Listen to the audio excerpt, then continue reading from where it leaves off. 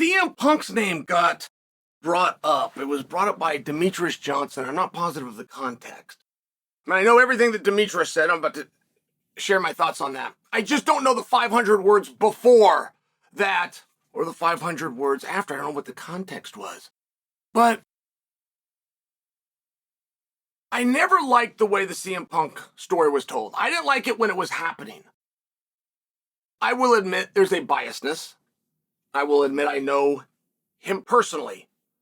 So, yes, I am inclined to come and defend Punk. But I also do feel that you would give me credit for telling a story the way that it happened. Wherever that puts me, with my rivals or however, I will tell the story the way that it happened.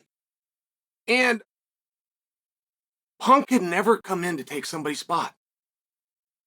I mean, just for example, like when he got assigned to the pay-per-view, I remember that like creating waves, but I couldn't believe it did. When we found out that he signed and that he was coming to the UFC, that's where anybody with the sense that God gave geese understood he would be used in a pay-per-view capacity, and of course he would be on the main card. But when it was officially announced that he was, I remember it was a problem. People that liked that, they didn't think it was fair. And he's coming in, he's going to take, I worked so hard, and he's going to take, he's making claims like a pro wrestler, that he's going to come out and it's not that way, and this is a different sport. These were narratives. These were things that I heard. And the reason I tell you I didn't like them is because they were never said by him. Never once. Never once did Coach Rufus start saying and doing anything like that. Never once did his lovely wife AJ go on social media and say anything like that. He never claimed I'm the next George St. Pierre. He never claimed anything. He did not say these words, but I wish that he would have, because it was presented from this standpoint. This was a bucket list. Punk was a fan and he was a supporter. And he supported us in mixed martial arts. He had a notoriety that was larger than what we had. And so he would come and he would sit front row. He would do interviews. He would tell people he liked it. He was an enthusiast that, as busy as his schedule was, and in his personal, his travel life, his profession, as busy as that was, when he could get jiu-jitsu workouts, he would. And then, by the way, he would let somebody take a photo with him and Henner after, and Henner could send it out to promote his gym. I mean, it was just a one-way street where Punk was just giving and giving and giving, and you might not feel it, and you might not think that it's much. That's okay. I don't know the value of that myself. I will just share for you, he wasn't taking anything.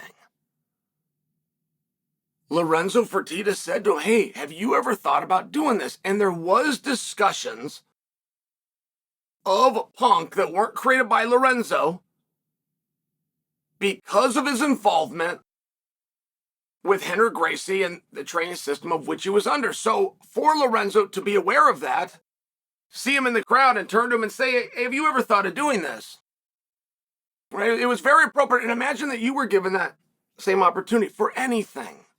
One down in the NFL. The likelihood of you even seeing or knowing where the ball is small, but you're going to be on the field for that one down and you will be an NFL player forever. And it would not matter. Would not matter if that starting guard reaches over your back and pulls your jersey over your head, right? Like, it wouldn't matter. It would be this great moment, and you did it, and you suited up, and there might even be an injury or an hour, but it was worth it, man. And my mom was proud of me, and how cool was that? Check that off the list and move on with my life. I mean, it was one of these situations, and he had the courage to do it. He had the opportunity, but he had the courage. And then out comes the payment. And that sent everybody over the edge as well. So now you've got a guy with no experience, who has placement on a card, and who just made more money. Therefore, he's a jerk. As opposed to understanding that he did not negotiate. As opposed to understanding that they were willing to give him $2 million. But they offered $750 and he said yes because it wasn't about the money.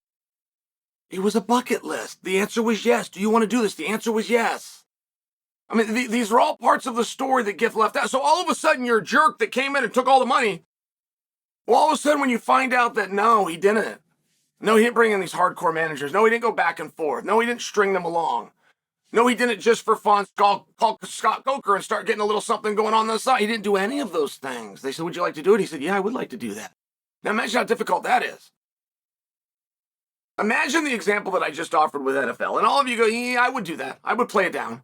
Likely be over here and I could hide from the action. Whatever wish you thought, yeah, I would do that. That would be kind of cool. Okay, well, this isn't that. You're not hiding from the ball on this. You're not going to be covered in Kevlar. You're going to go in a cage where the number one priority and goal is damage. I mean, that's some pretty tough stuff, but he never got credit for that, ever. And I just thought that it was a weird thing. Now, I want you to stay with me because Demetrius Johnson, who first off is awesome. I mean, as a human being, like, that's a good guy. The woman that got to marry him is in good hands. The children that are mentored by him, I mean, these are very fortunate. He's a good guy. And you can't say that about all cage fighters. I mean, cage fighters are dirty, rotten, right? I mean, in all fairness, Demetrius is a different cut. And talk about his success and talk about his skills. Like, is there enough room and enough compliments that you could hand out? But there is a mentality within business. There's a mentality within life. And you never, ever count your partner's money. Ever. And it's hard not to do. Now, that is an expression. But if you're in a relationship and you all of a sudden go, hey, you did this to me, and therefore I get to do that or equal to you, you've done 4 things, and we've both agreed they were egregious to it, therefore I get 4 things. Like, if you're ever doing that, it's just simply not going to work. It's a very toxic approach. Many people in wonderful relationships will even tell you to follow an 80-20 rule. You be right 20% of the time, let them have 80. I mean, these are examples. You decide what works for you, but I am sharing there's a very different mentality. And one thing that Demetrius said, he thought that he had uncovered something. I've seen a number of guys do this. I have seen countless times, in fact, and it will come countless more to these new guys that are breaking into the industry, and eventually they get hit with this revelation. And then they think, should I say it or not? Should I say, I'm probably going to be in trouble for saying it, but let me just show you how smart I am. A guy is going to get paid more money if he's more popular than not. And he comes out with it. My pay and somebody else's pay is going to be based on them bringing in eyeballs more than them bringing in and securing arm bars. And they believe that they've revealed this huge thing, right? It was like the clouds parted, the sunlight came through, and right? And Jesus himself, surrounded by angels, came and brought them this epiphany. I mean, that is how they feel. And they even wonder if they should say it. Should I reveal this part of the business? And it's one of the strangest damn things I couldn't even imagine. I couldn't imagine. Why would your skills, why would your 18 fights, why would your record, why would the dues you've paid, all of those things were done not to amass memories, not to get scars on your brow. All of those things were done to build an audience. That's what they're done for. Is there something about this industry or any form of the entertainment industry where that's not understood? Are you aware when that guy is going in on karaoke night before he finally works his way up to the local Roadhouse restaurant on a Friday to open at 4 o'clock for free? Are you aware that those things, before he moves into, before he gets a label with, are you aware those things are not to make him a better singer or a more skilled singer or to get his chords down? Those things are done to build the audience. Then when you get signed to the big boys, when you get signed to the arena show, they're not singing you for your vocal cords. They're singing you because signing you because you can bring in that audience. That is the exchange. Is there anything about that that's not obvious? Do you understand the person that gets paid most in Hollywood is not the person who paid the most dues? It's the most famous person. I mean, is there any part of this that wasn't clear?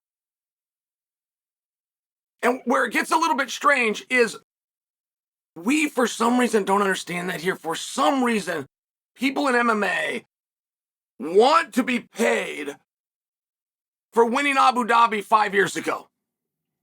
They want that reflected in their, but it doesn't reflect their price. It doesn't even reflect if they've won their last 5. If winning your last 5 has built you an audience, now I can get you paid.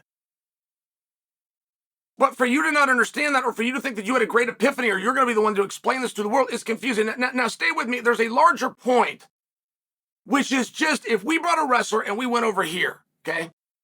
Now, we've done it the other way. We've taken our people and we've sent them to wrestling. It was not a problem for the wrestlers. Their pay was not a problem for the wrestlers. You got Ronda Rousey. She's going to pay $1 million to do a fight where they're trying to hurt her. But she's going to get paid $2 million to pretend to be fighting. You might not get that logic. You don't have to. And if you want to know what's coming next for the UFC, and this was true for a period of time, this might have ran its course, but if you ever wanted to know what was next for the UFC, all you had to do was study the history of the WWE. They had taken the WWE's business model. So anything that you wanted to know of where we're progressing and where we're going, there was even talk, and it ended, and I never knew how they were planning to do this, but they at least did talk about, of doing house shows. Do you know what a house show is?